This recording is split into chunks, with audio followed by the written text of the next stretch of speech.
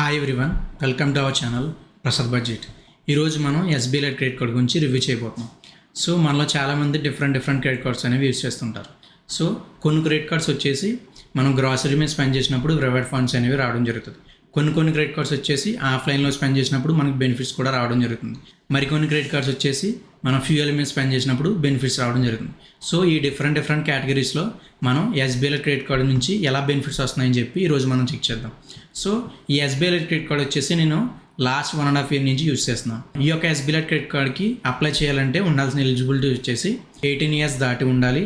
మన యొక్క civil score వచ్చేసి 750 దాటి ఉండాలి. అండ్ మన యాన్యువల్ ఇన్కమ్ వచ్చేసి 10 lakhs అబౌవ్ ఉండాలి. ఈ యొక్క 3 ఎలిజిబిలిటీస్ ఉన్నట్లయితే అప్లై చేయడానికి ఎలిజిబుల్ అవుతాం. సో ఈ యొక్క ఎస్బీఐ క్రెడిట్ కార్డులో కొన్ని పాజిటివ్స్ ఉన్నాయి, నెగిటివ్స్ ఉన్నాయి.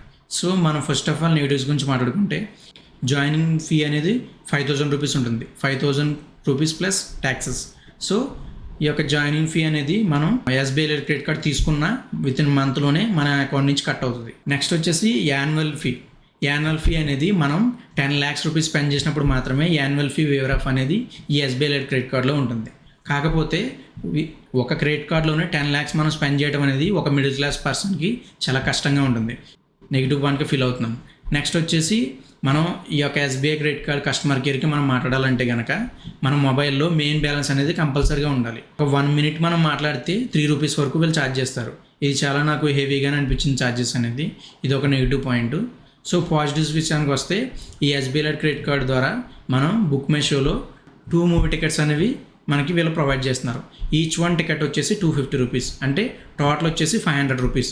ఫర్ ఎగ్జాంపుల్ బుక్ మై షోలోకి వెళ్ళి 2 టికెట్లను సెలెక్ట్ చేసుకుంటే each one ticket value 300 rupees అయినప్పుడు 2 టికెట్ వాల్యూస్ 600 rupees అయితే కనుక 500 rupees అనేది డిస్కౌంట్ వచ్చి రిమైనింగ్ బిల్ అయితే ఏదైతే ఉంటుందో దాన్ని మనం పే చేయాల్సి ఉంటుంది. ఇది book my show offer. So next వచ్చేసి రివార్డ్ ఆఫర్.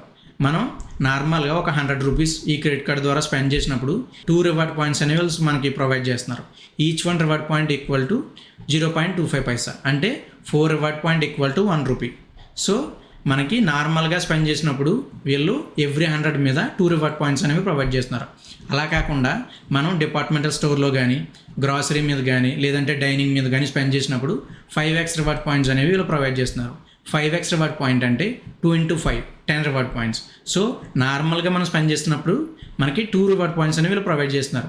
అలా కాకుండా మనం డిపార్ట్మెంటల్ స్టోర్లో డైనింగ్ మీద వీటి మీద మనం స్పెండ్ చేసినప్పుడు ఎవ్రీ 100 rupeesకి మనకి 5x రివార్డ్ పాయింట్స్ అనేవి వీళ్ళు ప్రొవైడ్ చేస్తున్నారు. నెక్స్ట్ వచ్చేసి మైల్ స్టోన్ బెనిఫిట్.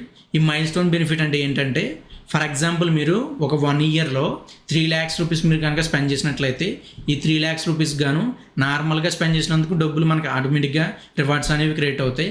ఈ యొక్క మైల్ స్టోన్ బెనిఫిట్కి గాను మనకి 10,000 రివార్డ్ పాయింట్స్ అనేవి ప్రొవైడ్ చేస్తున్నారు. 10,000 reward point value equal to 2,500. ఇలా మనం 3 lakhs స్పెండ్ చేసినప్పుడు 10,000 రివార్డ్ పాయింట్స్ అనేవి ప్రొవైడ్ చేస్తున్నారు. అక్కడి నుంచి మరలా 3 lakh నుంచి 4 lakh స్పెండ్ చేసినప్పుడు మళ్ళీ ఇంకొక 10,000 రివార్డ్ పాయింట్స్ అనేవి ప్రొవైడ్ చేస్తారు. ఇలా మనకి ఇయర్లో 50,000 రివార్డ్ పాయింట్స్ అనేవి వీళ్ళు ప్రొవైడ్ చేస్తారు. అది ఎప్పుడంటే మనం 10 lakhs కానీ మనం స్పెండ్ చేసినప్పుడు మాత్రమే. నెక్స్ట్ వచ్చేసి international airport launch access. So ఈ ఎయిర్పోర్ట్ లాంచ్ యాక్సెస్ అనేవి మనం ఎవ్రీ క్వార్టర్కి 2 ఫ్రీ లాంచెస్ అనేవి వీళ్ళు ప్రొవైడ్ చేస్తున్నారు. పర్ క్వార్టర్ 2 అంటే ఇయర్లీ వీళ్ళు 6 ఎయిర్పోర్ట్ లాంచెస్ అనేవి ఫ్రీగా ప్రొవైడ్ చేస్తున్నారు. ఇలాగే డొమెస్టిక్ ఎయిర్పోర్ట్ లాంచెస్ కూడా వీళ్ళు ప్రొవైడ్ చేస్తున్నారు. ఇది వచ్చేసి పర్ క్వార్టర్ 2 అంటే ఇయర్లీ 6 అనమాట. సో నెక్స్ట్ వచ్చేసి లోయెస్ట్ ఫారెక్స్ మార్కప్ ఫీ. ఇది ఎలా ఉంటుందంటే మనం ఏదైనా కంట్రీకి వెళ్ళి మన యొక్క డొమెస్టిక్ క్రెడిట్ కార్డ్ యూజ్ చేయడం అనేది కుదరదు. అక్కడ ఇంటర్నేషనల్ క్రెడిట్ కార్డు మాత్రమే మనం స్పెండ్ చేయగలుగుతాం. సో ఈ యొక్క ఛార్జెస్ అనేవి ఈ యొక్క ఎస్బీఐ క్రెడిట్ కార్డు వాళ్ళు 1.99% అనేవి ఛార్జ్ చేస్తున్నారు. రిమైనింగ్ క్రెడిట్ కార్డ్స్తో మనం పోల్చుకున్నట్లయితే ఇది కొంచెం బెటర్గానే ఉంటుందని చెప్పవచ్చు. నెక్స్ట్ వచ్చేసి ఎస్బీఐ క్రెడిట్ కార్డ్ వాళ్ళు గోల్ఫ్ యాక్సెస్ అనేవి ప్రొవైడ్ చేస్తున్నారు. ఈ యొక్క గోల్ఫ్ యాక్సెస్ అనేవి పర్ క్వార్టర్ 1 ఉంటాయి. అంటే పర్ క్వార్టర్ 1 అంటే ఇయర్లీ 3 అని అర్థం. సో ఇది ఎస్బీఐ క్రెడిట్ కార్డ్ గురించి రివ్యూ అనేది. మీకు కనుక ఏదైనా వేరే క్రెడిట్ కార్డ్ గురించి ఏమైనా డౌట్లు ఉన్నా లేదంటే ఈ క్రెడిట్ కార్డ్ గురించి ఏదైనా ఇన్ఫర్మేషన్ కావాల్సిన మీకు నాకు ఖచ్చితంగా కామెంట్ సెక్షన్లో పింగ్ చేయండి. సో ఆ యొక్క డౌట్ నేను క్లారిఫై చేస్తాను. ఈ ఇన్ఫర్మేషన్ కనుక మీకు నచ్చినట్లయితే please like and subscribe my channel.